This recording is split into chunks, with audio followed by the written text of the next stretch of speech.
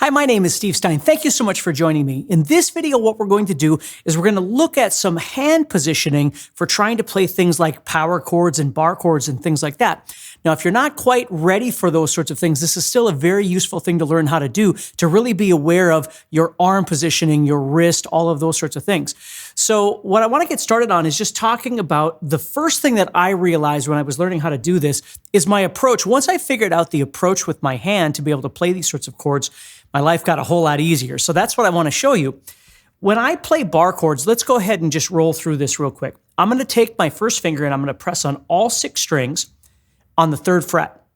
And then what's going to happen here is my thumb is going to come back behind the guitar, all right? And I'm going to clamp the thumb right behind the index finger. Now, some people like to put it a little bit more toward the center, maybe where your whole chord is going to be. I tend to find it easier for me to kind of squeeze right behind that first finger. But here's the trick. There's a couple things to really think about. Number one is make sure that you have the guitar neck elevated just a little bit. You know, if you're playing like this, obviously you're causing a disadvantage for yourself to try and play toward the floor. You want to bring it up a little bit if you can. The second thing is once you've got the guitar neck up a little bit, think about where your wrist and your elbow are placed. Now for me, to be able to play an effective bar chord, I need to make sure that my wrist is in a downward position. All right? If I start bringing that up, you can see it's going to be very, very difficult to try and use this first finger as a bar across all those strings. So I want to keep that wrist down a little bit. And here's a couple of really big things that I realized. Number one, if I bring my elbow inward a little bit, it makes the chord a lot easier to play, okay? If you think about it, like if I was playing a D chord, how I could face sort of outward, my elbow could be out like this. But if I wanted to play a C chord, it's going to be very, very hard to play in that position.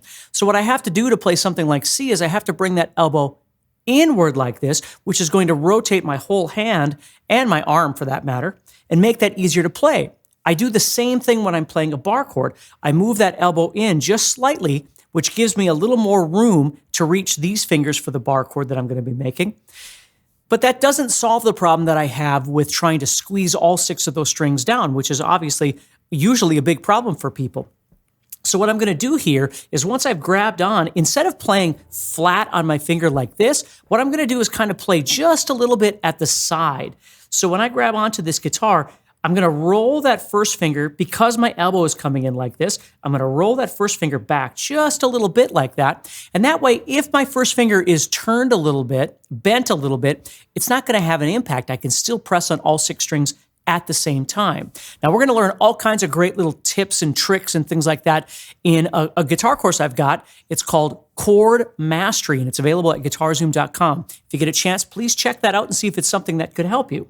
All right, so I'm coming across, I'm turning my wrist, or my elbow, excuse me, in, I'm turning that in a little bit, and now my finger is turned just a little bit.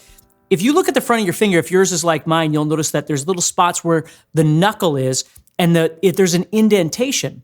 When I curve like this, when I turn inward, it helps that because I don't need to worry about my finger getting right where those knuckle points are. I can turn in and use kind of the side of my finger.